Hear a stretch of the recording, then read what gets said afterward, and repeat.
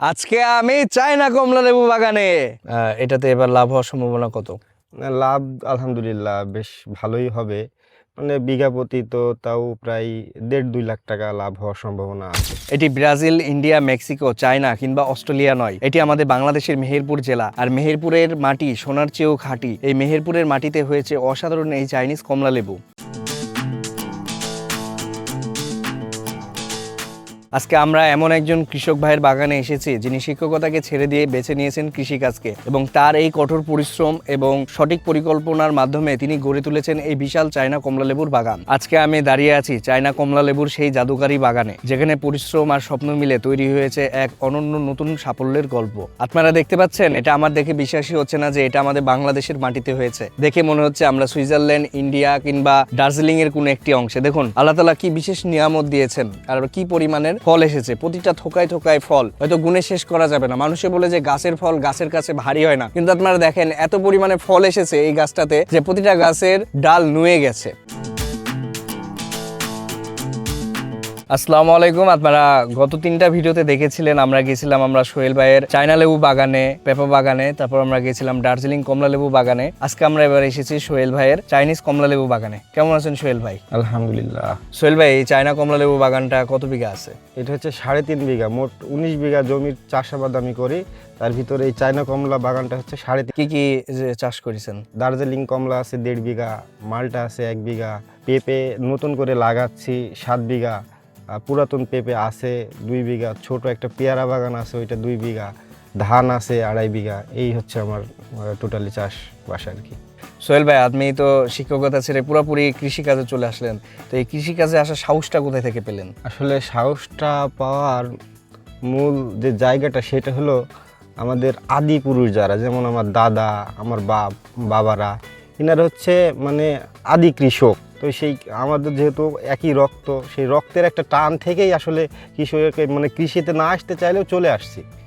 হ্যাঁ, তো এই পড়াশোনা শেষ করে কিছুদিন শিক্ষকতা করছিলাম। তো মানে স্বনির্ভর মানে এমন কিছু করতে চাইছিলাম যাতে স্বনির্ভর থাকা যায়। তা আমার আন্ডারে 2-5টা লোক 10টা লোক কাজ করবে, তাদেরও রিজিকের ব্যবস্থা হবে, নিজেরও রিজিকের ব্যবস্থা হবে। এই এই প্ল্যান থেকেই আসলে আর কি কৃষিকাজে আসা। কিন্তু সোহেল ভাই, এই যে চায়না কমলা লেবু, চায়না লেবু, তারপর হচ্ছে মাল্টা, দার্জিলিং কমলা লেবু, এগুলো তো বিদেশি ফসল। এই ফসল চাষ করা তো অনেক রিস্কি ছিল, তো আপনি এত বড় রিস্ক নিলেন, এই সাহসটা কিভাবে আসলো আপনার? হ্যাঁ, এইটা আসলে খুবই সত্য একটা বিষয় যে যেহেতু এর আগে আমাদের এই বাংলাদেশে এইভাবে সাইট্রাস জাতীয় লেবুর চাষ আগে কখনো হতো না।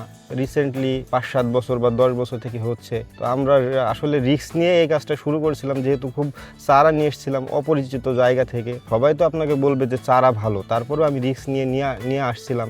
যদি এটা না হইতো তাহলে তো বিশাল একটা বিপদের ভিতরে পড়ে যেতে হইতো। তো মানে যেহেতু আমাদের বিদেশি ফলের উপরে প্রচুর ডিপেন্ডেবল থাকতে হয়, আমরা চেষ্টা করছিলাম যে আমাদের দেশি ফল বিদেশে হয়, তাদেরও মাটি, তাদেরই মানে তাদের আবহাওয়া হয়তো অন্যরকম, কিন্তু আমাদের যে হবে না ব্যাপারটা এরকম না।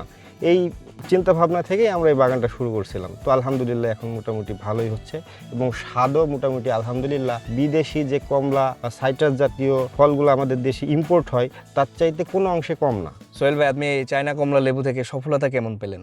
আলহামদুলিল্লাহ, এ তো খুব ভালো ফলন। যেহেতু যদিও এটা বিদেশি জাত, তারপরে আমাদের দেশে এসে মাশাআল্লাহ খুব ভালো ফলন দিচ্ছে। এটাতে এবার লাভ হওয়ার সম্ভাবনা কত? লাভ আলহামদুলিল্লাহ বেশ ভালোই হবে। মানে বিঘা প্রতি তো তাও প্রায় 1.5-2 লাখ টাকা লাভ হওয়ার সম্ভাবনা আছে। তাহলে আপনার আছে 3 বিঘা। 3.5 বিঘা, 3.5 বিঘাতে কমসে কম 7-8 লাখ টাকা। 7-8 লাখ টাকা লাভ ইনশাআল্লাহ হবে। আচ্ছা সোহেল ভাই, আমাদের নতুন তরুণ উদ্যোক্তারা যদি এই ফল করতে চায়, তাদের জন্য আপনি কি পরামর্শ দিবেন? হ্যাঁ, নতুন উদ্যোক্তার জন্য এই চায়না কমলা বাগান বা এই সাইট্রাস জাতীয় বাগানগুলো খুবই চমৎকার হবে। কারণ হচ্ছে একজন স্টুডেন্টও তার পড়াশোনার পাশাপাশিও যদি একটা বাগান করতে চায় সেটাও করতে পারবে, যেহেতু এর পরিচর্যার দিকটা খুবই কম এবং কষ্ট খুব একটা বেশি না, মানে এর খরচ খুব একটা বেশি না। এর মূলত পরিচর্যাগুলা কি কি যেগুলা খেয়াল রাখতে হবে? হ্যাঁ, পরিচর্যা হচ্ছে এই একটু ওই আবর্জনাগুলো পরিষ্কার করা, মাঝে মাঝে 2-3 বার স্প্রে করা, মানে বছরে 2-3 বার স্প্রে করলেই আলহামদুলিল্লাহ হয়, আর 2-3 বার সার দিলেই বেশ ভালো ফলন দেয়। আমাদের তো বাংলাদেশে এখন সারের ক্রাইসিস চলছে, তো আপনাদের কিভাবে হ্যাঁ, কি হচ্ছে? আমাদের এখন প্রচুর সারের ক্রাইসিস। আমি এই বাগানে মানে এই 1 বছরে টোটাল আমি একবার সার দিয়েছি। হ্যাঁ, আর আমি প্রচুর জৈব সার ব্যবহার করি, ভার্মি কম্পোস্ট, তারপরে আমি নিজে কিছু জৈব সার, নিজে কিছু প্রসেসিং করি, ওইগুলাই ব্যবহার করি আমি মূলত বেশি। জৈব সার দিয়ে কি এদের চাহিদা পূরণ করা সম্ভব? জৈব সার দিয়ে চাহিদা পূরণ করা সম্ভব নয়, কিছু রাসায়নিক সার লাগবেই, কিন্তু তারপরেও জৈব সার যতটা দিয়ে রাসায়নিক সার যতটা কম দেওয়া যায় আমরা সেই চেষ্টাটাই করি।